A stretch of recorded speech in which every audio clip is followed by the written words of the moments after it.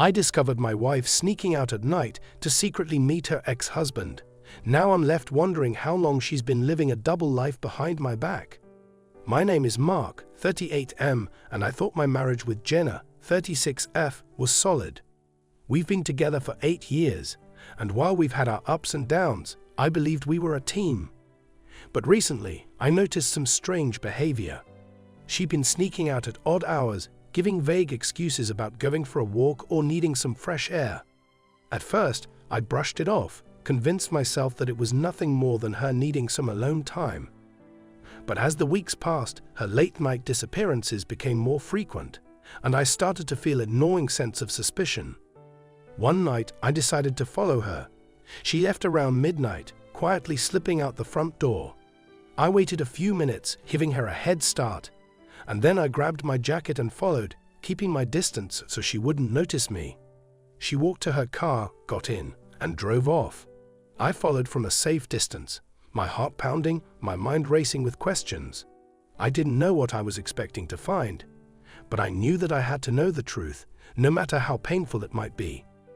She drove to a nearby park, parking her car in a secluded spot. I parked a few spaces away, watching as she got out and walked over to another car, one that had pulled up just moments before. A man stepped out, and my stomach dropped when I recognized him. It was her ex-husband, Tom, 39M. They stood there, talking in hushed tones, their heads close together. I felt a surge of anger, a white-hot rage that made my hands clench into fists. I wanted to storm over there, to confront them, to demand an explanation. But I held back, forcing myself to stay calm, to observe, to understand what was really going on. They spoke for a while, and then Jenna did something that shattered any hope I had that this was innocent. She reached out, placed her hand on his shoulder, and then pulled him into an embrace. I watched, feeling sick to my stomach, as they stood there, wrapped in each other's arms, like lovers. I couldn't take it anymore. I turned and walked back to my car, my mind racing, my heart pounding. I felt betrayed, humiliated, like the ground had been ripped out from under me. I drove home in a daze, my mind replaying the scene over and over, trying to make sense of what I'd just seen. When Jenna returned home a few hours later, I was sitting in the living room waiting for her. She looked surprised to see me, her face flushed, her expression guilty. I asked her where she'd been, keeping my tone calm, measured, even though I felt like I was about to explode. She hesitated, her eyes darting away, and then she fed me some weak excuse about going for a walk, needing some time to clear her head. I told her that I knew she was lying, that I'd followed her, that I'd seen her with Tom. Her face went pale, and for a moment, she just stared at me, her mouth open, unable to find the words. Finally, she admitted it. She told me that she'd been meeting with Tom for the past few months, that he'd been going through a rough time, and she'd felt obligated to help him. She claimed that it was nothing more than friendship, that she'd been trying to support him, to help him through his struggles. But I wasn't buying it. I asked her why she'd felt the need to sneak around, to lie to me, to hide her late-night meetings. She had no answer, just a series of excuses, each one weaker than the last, each one only fueling my anger. I told her that I didn't believe her, that I thought there was more to it, that I thought she was lying to cover up something deeper, something darker. She insisted that I was overreacting, that I was letting my jealousy cloud my judgment. But I knew better. I knew what I'd seen, knew that there was more to this than she was letting on. I demanded to know the truth, to understand why she'd betrayed me, why she put our marriage at risk for a man she'd left years ago. She finally admitted that she kept it a secret because she knew I wouldn't understand, that I'd react just like this, that I'd jump to conclusions and assume the worst. She claimed that she hadn't wanted to hurt me, that she'd been trying to protect me from unnecessary pain. But her words felt hollow, empty, like a desperate attempt to cover her tracks. I told her that if she'd really cared about me, she would have been honest, that she wouldn't have gone behind my back, wouldn't have put herself in a position where she had to lie to the man she claimed to love. Jenna became defensive, her tone shifting as she accused me of not trusting her, of being paranoid, of making something out of nothing. She insisted that nothing had happened between them, that they were just talking, that she was simply trying to be a good friend. But I couldn't shake the image of them embracing, The way they'd looked at each other, the way she'd held him like he meant something more to her than just an old friend. I told her that I needed time to think, that I couldn't just sweep this under the rug and pretend like everything was fine. I spent the night on the couch, my mind racing, my heart shattered. I felt like a stranger in my own home, like the woman I'd married had been hiding something from me all along. I didn't know what to believe, didn't know if I could ever trust her again.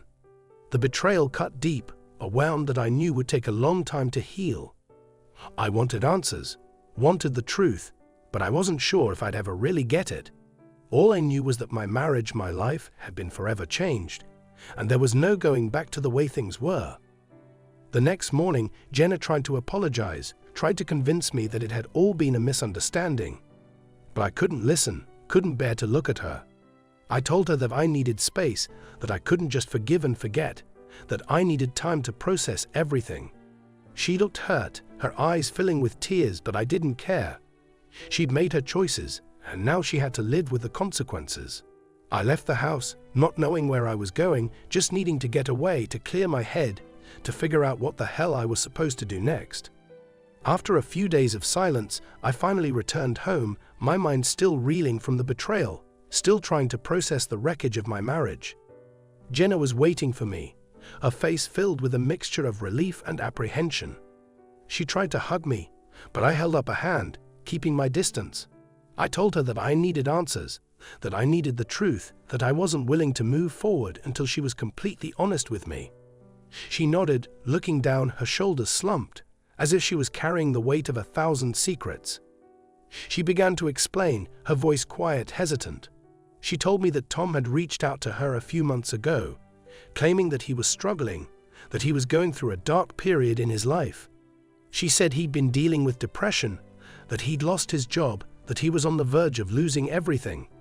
He told her that he had no one else to turn to, that she was the only person who understood him, who could help him. She said she felt obligated, that she couldn't just ignore him, that she'd felt like it was her responsibility to be there for him. I listened, my jaw clenched, my anger simmering beneath the surface. I told her that I understood wanting to help an old friend, but that I didn't understand the secrecy, the late-night meetings, the lies. She hesitated, looking away, and I knew then that there was more to the story, that she was still holding something back. I pressed her, demanding to know the full truth, to know what she was hiding. She finally admitted that she kept it a secret because she'd been afraid of my reaction, that she'd known I wouldn't approve, that I'd tell her to cut ties with him. I asked her why she hadn't just been honest with me, why she'd felt the need to lie, to sneak around. She looked me in the eye, her expression defiant, and said that she hadn't wanted to hurt me, that she'd thought she could handle it on her own, that she believed she could help Tom without it affecting our marriage. But her words felt hollow, like excuses, like a desperate attempt to justify something she knew was wrong. I told her that I couldn't trust her, that her actions had shattered any sense of security I'd once felt in our relationship. Jenna's demeanor shifted then, her face hardening as she crossed her arms, her voice taking on a defensive edge. She accused me of being overbearing, of not trusting her, of always assuming the worst. She said that my constant need for control had driven her to keep secrets, that she felt suffocated, that she'd needed something of her own, something separate from our marriage. Her words cut deep, each accusation like a knife twisting in my heart. I felt a surge of anger, a desire to lash out, to make her feel the same pain she'd inflicted on me. I told her that if she'd truly felt that way, she should have talked to me, should have come to me instead of sneaking around behind my back. She scoffed, saying that I never listened, that I was always too wrapped up in my own world to notice her struggles, her needs. She said that Tom had been there for her in a way I never had, that he'd listened, that he'd understood her in a way I couldn't. Her words were a slap in the face, a brutal reminder of the distance that had grown between us, a distance I hadn't even realized was there. I asked her if she'd been unfaithful, if there was more to her relationship with Tom than she was admitting. She hesitated, her eyes flickering with guilt, and then she shook her head, insisting that it had never gone beyond friendship. But I didn't believe her. I could see the lies in her eyes, could feel the weight of the secrets she was still keeping. I told her that I couldn't live like this, couldn't continue in a marriage built on lies and betrayal. She looked shocked, as if she hadn't expected me to draw that line, as if she believed I would just accept her excuses, her half-truths. Jenna tried to convince me to stay, tried to make me see things from her perspective, but I couldn't. I felt a wall rising between us, a barrier of mistrust and resentment that I couldn't break through. I told her that I needed time, that I needed space to think, to decide if our marriage was worth saving. She looked at me, her eyes filled with desperation, and asked me to forgive her, to give her another chance. But I couldn't find the words, couldn't find the strength to reassure her, to make promises I wasn't sure I could keep. The next few days were a blur of silence and tension. We moved around the house like strangers, barely speaking, barely looking at each other. I felt like I was living with a ghost, a shadow of the woman I'd once loved. I tried to focus on my work, on anything that would take my mind off the betrayal, but the images kept creeping back, the memories of her standing there with Tom, wrapped in each other's arms. I couldn't shake the feeling that she was still hiding something, that there was a truth lurking beneath the surface, a truth she was too afraid to reveal. One night, I decided to confront her again, to push her, to force her to admit the full extent of her betrayal. I asked her if she was still seeing Tom, if she'd been in contact with him since our last conversation. She looked away, her face pale, and then she admitted that she had. She told me that he'd reached out, that he'd needed her, that she'd felt obligated to help him. She claimed that she'd only met with him to offer support, that there had been no intimacy, no betrayal beyond the secrecy. But her words felt like poison, like a knife twisting an already open wound. I told her that I was done, that I couldn't keep living like this, that I couldn't continue in a marriage where trust had been shattered beyond repair. She pleaded with me, begging me to give her one last chance, to let her prove that she could be honest, that she could rebuild what she'd broken. But I felt numb, hollow, as if all the love I'd once felt for her had been drained away, leaving only anger, only bitterness. I told her that I needed space, that I needed time to decide if there was anything left to salvage. As I left the house, I felt a sense of finality, a realization that I might never return. I didn't know where I was going, didn't know what the future held, but I knew that I couldn't keep living in the shadow of her lies. I needed to find myself again, to reclaim the pieces of my heart that she'd shattered. And I knew that, no matter what happened, I would never be the same, would never look at her with the same love, the same trust, the same hope. She had taken that from me, and I didn't know if I would ever get it back. After days of drifting between anger and despair, I decided to dig deeper. I felt like there were layers to this betrayal that Jenna hadn't fully revealed, secrets she was still hiding. I needed to know everything, needed to rip off the bandage and face the truth, no matter how painful it might be.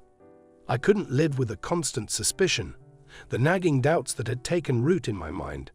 So I took a drastic step. I hired a private investigator. The investigator, a no-nonsense woman named Rachel, 45F, assured me that she'd find the answers I was looking for. She listened carefully as I explained the situation, her face calm and professional, never judging, never questioning.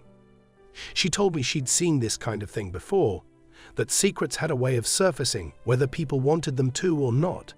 I felt a strange sense of relief as I left her office, a glimmer of hope that I'd finally get the closure I so desperately needed. Over the next few days, Rachel kept me updated on her progress. She followed Jenna, had seen her meet with Tom again, this time during the day. She documented everything, taking photos, making notes, piecing together the puzzle of Jenna's deception.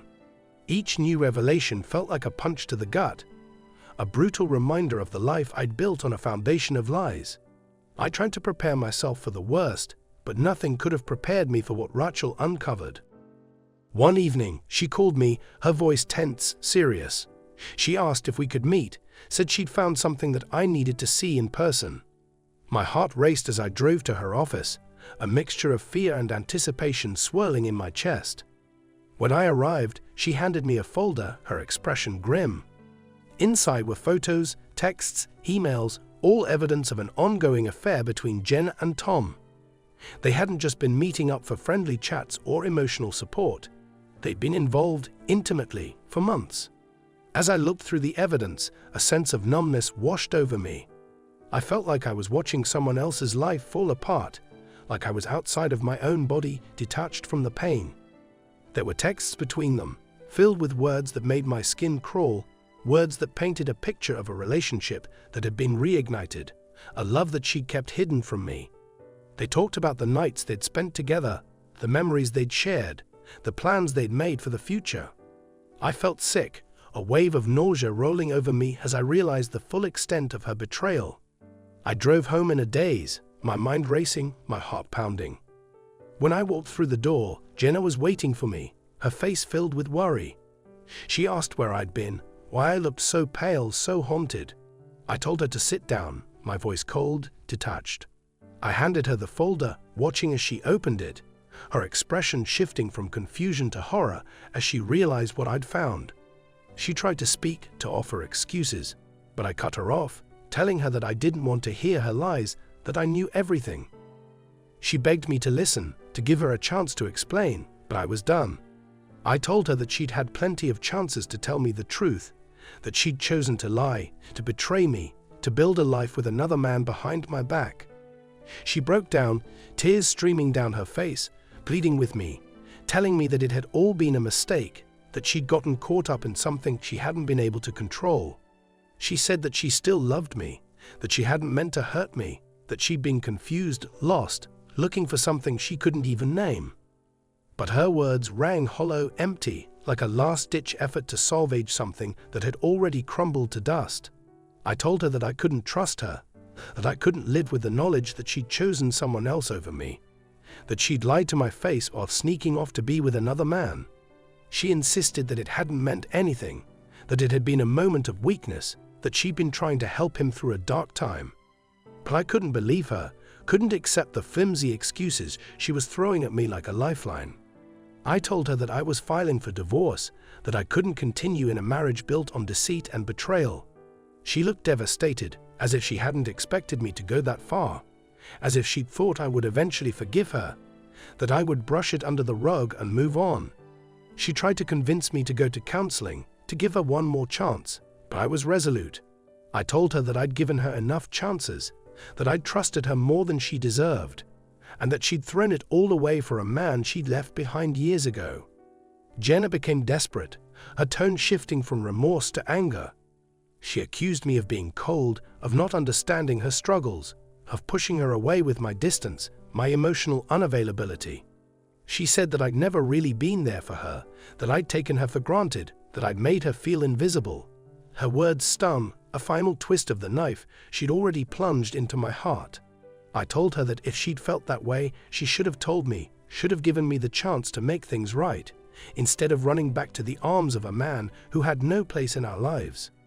We spent the night in silence, both of us broken, both of us shattered by the choices we'd made, the mistakes we couldn't take back. I felt a sense of finality, a cold certainty that our marriage was beyond saving. I didn't know what the future held, didn't know how I'd pick up the pieces of my life, but I knew that I couldn't continue living in a lie. Jenna had made her choices, and now she would have to live with them, just as I would have to live with the scars she'd left behind. The next morning, I packed a bag, ready to leave, ready to start a new chapter of my life without her. As I walked out the door, she called out to me, her voice filled with desperation. She begged me to stay, to give her one last chance, to believe in the love we'd once shared. But I couldn't look at her, couldn't bear to see the face of the woman who'd betrayed me, who'd destroyed everything we'd built. I told her goodbye, my voice barely a whisper, and then I walked away, leaving behind the life I'd once thought would last forever. Leaving the house felt like stepping into a void, a space where everything I'd known, everything I'd believed, had been ripped away. I checked into a small hotel on the edge of town, needing distance, needing space to clear my head. The silence in the room was suffocating, the emptiness pressing in on me from all sides. I felt like a ghost, drifting through the remnants of a life that had once made sense, a life that Jenna had shattered with her lies and betrayal. Over the next few days, I began to rebuild. I contacted a divorce lawyer, explained the situation, and started the paperwork. Each step felt like a small victory, a way to reclaim my sense of self, to take back the pieces of my life that Jenna had tried to control. But the anger lingered, simmering beneath the surface, an ever-present reminder of the pain she'd inflicted. I couldn't stop thinking about her, about Tom, about the secret life they'd built right under my nose. It was like a wound that refused to heal, a scar that would remain with me long after the divorce was finalized. Then, one afternoon, I received a message from an unknown number. It was a text from Tom. My stomach clenched as I read his words, each one dripping with smug satisfaction. He told me that I never truly understood Jenna, that I'd never appreciated her the way he had, that I'd been blind to the needs she'd hidden from me. He claimed that he was the only one who had ever made her feel alive, that their connection was something I could never understand. It was a taunt, a calculated jab meant to break me, to make me question everything I'd ever known. I felt a surge of rage, a white-hot anger that made my hands shake. I wanted to confront him, to find him and make him feel the same pain he'd inflicted on me. But I knew that giving in to that anger would only make things worse, would only feed into his twisted sense of satisfaction. I ignored the message, blocking his number, refusing to give him the satisfaction of a response. But the damage had been done, his words burrowing into my mind, making me question everything about my marriage, about myself. The next day, Jenna called. I didn't want to answer, didn't want to hear her voice, but something inside me needed closure, needed to understand why she'd done this, why she'd torn our lives apart. I picked up, my voice cold, detached, as I asked her what she wanted. She sounded different, her tone broken, defeated. She told me that she was sorry, that she'd made a terrible mistake, that she'd lost sight of what really mattered. She begged me to come home, to give her a chance to explain, to let her make things right. I told her that there was nothing left to say, that her actions had spoken louder than any words ever could. But she insisted, her voice cracking as she told me that she'd ended things with Tom, that she'd realized he'd only been using her, manipulating her, that he'd never truly cared about her. She claimed that she'd been blinded by nostalgia, by memories of a life she'd left behind, and that she'd been too weak to resist his influence. She said she'd been a fool, that she'd thrown away the best thing she'd ever had, that she would do anything to earn my forgiveness. For a moment, I felt a pang of sympathy, a flicker of the love I'd once felt for her. But then I remembered the lies, the deceit, the way she'd looked me in the eye and fed me excuses while sneaking off to be with another man. I told her that forgiveness was out of the question, that I couldn't trust her, couldn't live with the constant doubt, the fear that she would betray me again. She broke down, sobbing, pleading with me, telling me that she'd change, that she'd prove her love, that she'd spend the rest of her life making it up to me. But I couldn't listen. I told her that I was done, that our marriage was over, that there was no path forward for us. She hung up, her sobs echoing in my mind, a haunting reminder of the life we'd built together, a life that had crumbled to dust. I felt a strange sense of relief, a weight lifting from my shoulders, as if a chapter of my life had finally come to an end. I knew that the road ahead would be difficult, that the scars of her betrayal would linger, but I also knew that I was ready to move on, to rebuild, to find a new path. A few days later, I received another message, this time from a mutual friend, a man named Paul, 40M, who had known Jenna and me for years. He told me that he'd heard about the divorce, that he wanted to check in, to offer his support. We met for coffee, and as we talked, I began to feel a sense of normalcy, a reminder that there was life beyond the pain, beyond the betrayal.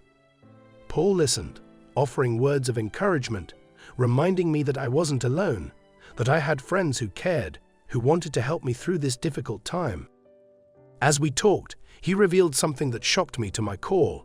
He told me that Jenna and Tom's affair had been common knowledge among a small circle of friends, that people had suspected something was going on for months. He said he hadn't wanted to interfere, hadn't wanted to cause trouble, but that he'd always felt uneasy, and always known that Jenna wasn't being honest. His words hit me like a punch to the gut, a brutal reminder of how blind I'd been, how deeply Jenna had deceived me. I left that meeting with a newfound determination, a sense of clarity. I realized that Jenna's betrayal had extended beyond our marriage, that she'd dragged our friends, our community, into her web of lies. She'd torn apart the fabric of our lives, leaving a trail of destruction that I now had to pick up piece by piece. But I wasn't going to let her control my life any longer, wasn't going to let her dictate my future. I had the strength to move forward, to rebuild, to reclaim the parts of myself that she had tried to destroy. That night, I looked in the mirror, really looked at myself, and saw a man who had been through hell and come out stronger. I realized that I didn't need Jenna, didn't need her lies, her deceit, her toxic influence. I was free, finally free, and I knew that I would never let anyone take that away from me again. I felt a sense of peace, a calm that had eluded me for so long, and I knew that I was ready to face whatever came next. Jenna had tried to break me, but I had survived. I was stronger, wiser, and ready to embrace a future free from the shadows of her betrayal. In the weeks that followed, I focused on rebuilding my life, piece by piece. The divorce proceedings moved forward, and while each legal step felt like reopening an old wound, I knew it was necessary. I needed to sever the last ties that bound me to Jenna, to move on with my life, free from the weight of her betrayal. My days began to take on a new rhythm, one that was defined not by the pain of the past, but by the promise of a future I could shape on my own terms. I threw myself into work, taking on new projects, immersing myself in challenges that allowed me to channel my anger, my frustration, into something productive. I started going to the gym regularly, pushing my body, testing my limits. With each mile I ran, with each weight I lifted, I felt a part of myself coming back to life, a strength I hadn't known I possessed. It was like shedding an old skin, leaving behind the broken, betrayed man I'd been, and embracing a version of myself that was stronger, more resilient, more determined. One afternoon, as I was sorting through old photos, I came across a picture of Jenna and me from our wedding day. We were smiling, our faces filled with hope, with love, with the certainty that we would face the world together, no matter what. I felt a pang of sadness, a flicker of the love I'd once felt for her. But it was a distant feeling, muted, like a song playing in another room. I realized then that I was beginning to let go, that the wounds were finally starting to heal. I deleted the photo, erasing the last physical reminder of our marriage, and as I did, I felt a sense of relief, a freedom I hadn't known I needed. I'd spent so long clinging to the past, to memories of a life that had been nothing more than an illusion. But now I was ready to let go, to embrace the unknown, to step into a future that was mine and mine alone. I knew it wouldn't be easy, that there would be days when the loneliness would creep in, when the shadows of the past would threaten to pull me under. But I also knew that I had the strength to face whatever came next. Then, out of the blue, I received a message from Jenna. She wanted to meet, to talk, to find some form of closure. I hesitated, my first instinct to refuse, to tell her that I had nothing left to say. But part of me needed closure too, needed to see her one last time, to look her in the eyes and put an end to the chapter of my life that had caused me so much pain. I agreed, and we arranged to meet at a small cafe in town, a place we'd once frequented, back when our love had still felt pure, untainted. As I walked in, I saw her sitting at a corner table, her hands wrapped around a cup of coffee, her face drawn and tired. She looked up as I approached, a flicker of sadness in her eyes, and for a moment we simply stared at each other, both of us lost in the memories of what had been, and what had been lost. I took a seat, keeping my expression neutral, waiting for her to speak. Jenna took a deep breath, her voice barely a whisper as she began to apologize. She told me that she'd been lost, that she'd let her own insecurities and fears drive her into Tom's arms, that she'd allowed herself to be pulled back into a life she'd once left behind. She admitted that she'd used him as an escape, a way to avoid facing the problems in our marriage, to avoid dealing with her own feelings of inadequacy. She said that she'd been selfish, that she'd thought only of herself, and that she regretted the pain she'd caused me. I listened, my heart heavy, but my mind clear. I told her that I appreciated her honesty, but that it didn't change anything. The damage had been done, the trust shattered beyond repair. I told her that I couldn't forgive her, that I couldn't go back to the way things were, that I had to move forward for my own sake. She nodded, tears filling her eyes, and I could see the regret, the remorse, the understanding that she had thrown away something precious, something she could never get back. We sat in silence for a while, each of us lost in our own thoughts, the weight of the finality settling over us. I felt a strange sense of peace, a calm that I hadn't known in months. I realized that I no longer felt anger, no longer felt the burning rage that had once consumed me. I had made my peace with the past, had accepted that Jenna's choices were hers alone, and that I couldn't let them define my future. I was free, finally free, and I knew that I was ready to move on. As we stood to leave, she reached out, placing a hand on my arm. "Mark, I'm sorry," she said, her voice trembling. "I hope you can find happiness, that you can build a life that brings you peace." I nodded, offering her a small smile, a gesture of forgiveness, if not for her, then for myself. I told her that I wished her well, that I hoped she would find whatever it was she had been searching for. And then I turned and walked away, leaving her behind, leaving the past behind. Over the next few months, I continued to rebuild, to reshape my life. I made new friends, reconnected with old ones, threw myself into work and hobbies that had once brought me joy.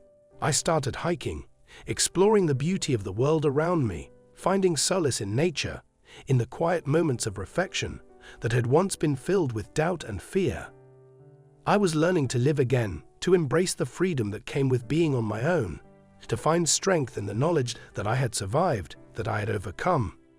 The scars of Jenna's betrayal would always be there, a reminder of the love I had lost, the trust that had been shattered. But I had come to accept them, to wear them as a badge of honor, a testament to my resilience. I was stronger now, wiser, more aware of who I was and what I wanted from life. I knew that I would never settle, never allow myself to be trapped in a relationship that didn't honor the best parts of me. As I looked to the future, I felt a sense of hope, a quiet confidence that I would find love again, that I would build a life that was true to who I was. I had been broken, but I had also been rebuilt, and I knew that I was ready to face whatever came next. Jenna had been a chapter of my life, a chapter filled with pain and loss, but she was no longer my story. I was free, finally free, and the future was mine to create.